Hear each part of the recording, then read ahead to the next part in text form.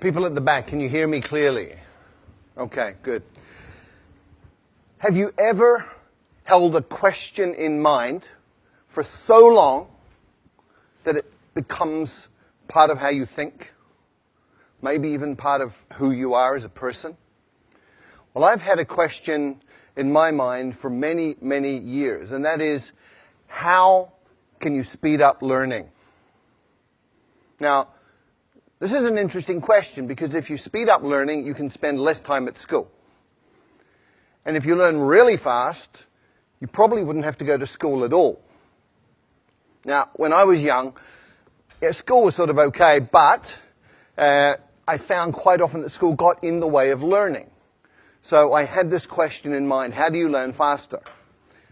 And this began when I was very, very young. When I was 11 years old, I wrote a letter to researchers in the Soviet Union asking about hypnopedia. This is sleep learning, where you get a tape recorder, you put it beside your bed, and it turns on in the middle of the night when you're sleeping, and you're supposed to be learning from this. Good idea. Unfortunately, it doesn't work. But hypnopedia did open the doors to research in other areas, and we've had incredible discoveries about learning that began with that first question. I went on from there to become passionate about psychology, and I have been involved in psychology in many different ways for the rest of my life up until this point. In 1981, I took myself to China, and I decided that I was going to be native level in Chinese inside 2 years. Now, you need to understand that in 1981, everybody thought Chinese was really, really difficult and that a Westerner could study for 10 years or more and never really get very good at it. And I also went in with a different idea, which was taking all of the conclusions from psychological research up to that point and applying them to the learning process. What was really cool was that in 6 months I was fluent in Mandarin Chinese, and it took a little bit longer to get up to native. But I looked around and I saw all of these people from different countries struggling terribly with Chinese. I saw Chinese people struggling terribly to learn English and other languages. And so my question got refined down to, how can you help a normal adult learn a new language quickly, easily, and effectively? Now, this is a really, really important question in today's world. We have massive challenges with environment. We have massive challenges with social dislocation, with wars, all sorts of things going on. And if we can't communicate, we're really going to have difficulty solving these problems. So we need to be able to speak each other's languages. This is really, really important. The question is, how do you do that? Well, it's actually really easy. You look around for people who can already do it. You look for situations where it's already working, and then you identify the principles and apply them. It's called modeling, and I've been looking at language learning and modeling language learning for about 15 to 20 years now. And my conclusion, my observation from this is that any adult can learn a second language to fluency inside 6 months. Now, when I say this, most people think I'm crazy. This is not possible. So let me remind everybody of the history of human progress. It's all about expanding our limits. In 1950, everybody believed that running 1 mile in 4 minutes was impossible. And then Roger Bannister did it in 1956, and from there it's got shorter and shorter. 100 years ago, everybody believed that heavy stuff doesn't fly, except it does, and we all know this. How does heavy stuff fly? We reorganize the material using principles that we have learned from observing nature, birds in this case. And today, we've gone even further. So you can fly a car. You can buy one of these for a couple of $100,000 US. We now have cars in the world that fly. And there's a different way to fly, which we learned from squirrels. So all you need to do is copy what a flying squirrel does, build a suit called a wingsuit, and off you go. You can fly like a squirrel. Now, most people, a lot of people, I wouldn't say everybody, but a lot of people think they can't draw.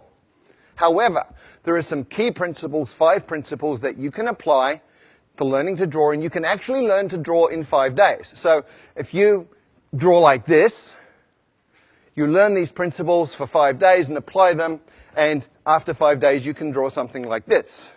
Now, I know this is true because that was my first drawing, and after 5 days of applying these principles, that was what I was able to do. And I looked at this and I went, wow! So that's how I look like when I'm concentrating so intensely that my brain is exploding. So, anybody can learn to draw in 5 days. And in the same way, with the same logic, anybody can learn a second language in 6 months. How? There are 5 principles and 7 actions. There may be a few more, but these are absolutely core. And before I get into those, I just want to talk about 2 myths. I want to dispel 2 myths. The first is that you need talent. Let me tell you about Zoe. Zoe came from Australia, went to Holland, was trying to learn Dutch, struggling extremely a great deal, and finally, people were saying you're completely useless, you're not talented, give up, you're a waste of time, and she was very, very depressed. And then she came across these 5 principles, she moved to Brazil, and she applied them, and in 6 months she was fluent in Portuguese. So talent doesn't matter. People also think that immersion in a new country is the way to learn a language, but look around Hong Kong, look at all the Westerners who've been here for 10 years who don't speak a word of Chinese. Look at all the Chinese living in America, Britain, Australia, Canada, who've been there 10, 20 years, and they don't speak any English. Immersion per se does not work. Why? Because a drowning man cannot learn to swim. When you don't speak a language, you're like a baby, and if you drop yourself into a context which is all adults talking about stuff over your head, you won't learn. So, what are the 5 principles that you need to pay attention to? First, there are 4 words. Attention, meaning, relevance, and memory. And these interconnect in very, very important ways, especially when you're talking about learning. Come with me on a journey through a forest. You go on a walk through a forest and you see something like this. Little marks on a tree. Maybe you pay attention, maybe you don't. You go another 50 meters and you see this. You should be paying attention. Another 50 meters, if you haven't been paying attention, you see this. And at this point, you're paying attention. And you've just learned that this is important, it's relevant, because it means this, and anything that is related, any information related to your survival, is stuff that you're going to pay attention to, and therefore you're going to remember it. If it's related to your own personal goals, then you're going to pay attention to it. If it's relevant, you're going to remember it. So the first rule, first principle for learning a language is focus on language content that is relevant to you, which brings us to tools. We master tools by using tools, and we learn tools the fastest when they're relevant to us. So let me share a story. A keyboard is a tool. Typing Chinese a certain way, there are methods for this, that's a tool. I had a colleague many years ago who went to night school Tuesday night, Thursday night, 2 hours each time, practicing at home. She spent 9 months, and she did not learn to type Chinese. And one night we had a crisis. We had 48 hours to deliver a training manual in Chinese. And she got the job. And I can guarantee you, in 48 hours, she learned to type Chinese because it was relevant, it was meaningful, it was important. She was using a tool to create value. So the second principle for learning a language is to use your language as a tool to communicate right from day one, as a kid does. When I first arrived in China, didn't speak a word of Chinese, and on my second week I got to take a train ride overnight. I spent 8 hours sitting in the dining car talking to one of the guards on the train. He took an interest in me for some reason, and we just chatted all night in Chinese, and he was drawing pictures and making movements with his hands and facial expressions, and piece by piece by piece, I understood more and more. But what was really cool was 2 weeks later, when people were talking Chinese around me, I was understanding some of this, and I hadn't even made any effort to learn that. What had happened, I'd absorbed it that night on the train, which brings us to the third principle. When you first understand the message, then you will acquire the language unconsciously. And this is really, really well documented now. It's something called comprehensible input. There's 20 or 30 years of research on this. Stephen Krashen, a leader in the field, has published all sorts of these different studies. And this is just from one of them. The purple bars show the scores on different tests for language. The green and the purple people were people who had learned by grammar and formal study. The green ones are the ones who learned by comprehensible input. So, comprehension works. Comprehension is key. And language learning is not about accumulating lots of knowledge. In many, many ways, it's about physiological training.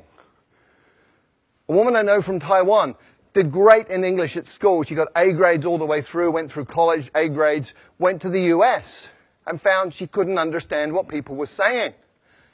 And people started asking her, "Are you deaf?" And she was English deaf. Because we have filters in our brain that filter in the sounds that we are familiar with, and they filter out the sounds of languages that we're not. And if you can't hear it, you won't understand it. If you can't understand it, you're not going to learn it. So you actually have to be able to hear these sounds. And there are ways to do that, but it's physiological training. Speaking takes muscle. You've got 43 muscles in your face. You have to coordinate those in a way that you make sounds that other people will understand. If you've ever done a new sport for a couple of days and you know how your body feels, hurts, if your face is hurting, you're doing it right. And the final principle is state, psychophysiological state. If you're sad, angry, worried, upset, you're not going to learn, period. If you're happy, relaxed, in an alpha brain state, curious, you're going to learn really quickly. And very specifically, you need to be tolerant of ambiguity. If you're one of those people who needs to understand 100% every word you're hearing, you will go nuts because you'll be incredibly upset all the time because you're not perfect. If you're comfortable with getting some, not getting some, just paying attention to what you do understand, you're going to be fine, you'll be relaxed, and you'll be learning quickly. So based on those 5 principles, what are the 7 actions that you take? Number 1, listen a lot. I call it brain soaking. You put yourself in a context where you're hearing tons and tons and tons of the language, and it doesn't matter if you understand it or not. You're listening to the rhythms, you're listening to patterns that repeat, you're listening to things that stand out. So just soak your brain in this. The second action is you get the meaning first, even before you get the words. And you go, well, how do I do that? I don't know the words. Well, you understand what these different postures mean. Human communication is body language in many, many ways. So much body language. From body language, you can understand a lot of communication. Therefore, you're understanding, you're acquiring through comprehensible input. And you can also use patterns that you already know. If you're a Chinese speaker of Mandarin and Cantonese and you go to Vietnam, you will understand 60% of what they say to you in daily conversation, because Vietnamese is about 30% Mandarin, 30% Cantonese. The third action, start mixing. You probably have never thought of this, but if you've got 10 verbs, 10 nouns, and 10 adjectives, you can say 1,000 different things. Right? Language is a creative process. What do babies do? Okay, me, but, now. Okay, that's how they communicate. So start mixing, get creative, have fun with it. It doesn't have to be perfect, it just has to work. And when you're doing this, you focus on the core. What does that mean? Well, with every language, there's high-frequency content. In English, 1,000 words covers 85% of anything you're ever going to say in daily communication. 3,000 words gives you 98% of anything you're going to say in daily conversation. You've got 3,000 words, you're speaking the language. The rest is icing on the cake. And when you're just beginning with a new language, start with your toolbox. Week number 1. In your new language, you say things like, how do you say that? I don't understand. Repeat that, please. What does that mean? All in your target language. You're using it as a tool, making it useful to you. It's relevant to learn other things about the language. By week 2, you should be saying things like me, this, you, that, give, hot, simple pronouns, simple nouns, simple verbs, simple adjectives, communicating like a baby. And by the 3rd or 4th week, you're getting into what I call glue words. Although, but, therefore, these are logical transformers that tie bits of a language together, allowing you to make more complex meaning. At that point, you're talking. And when you're doing that, you should get yourself a language parent. If you look at how children and parents interact, you understand what this means. When a child is speaking, it'll be using simple words, simple combinations, sometimes quite strange, sometimes very strange pronunciation. Other people from outside the family don't understand it. But the parents do. And so the kid has a safe environment, gets confidence. The parents talk to the children with body language and with simple language they know the child understands.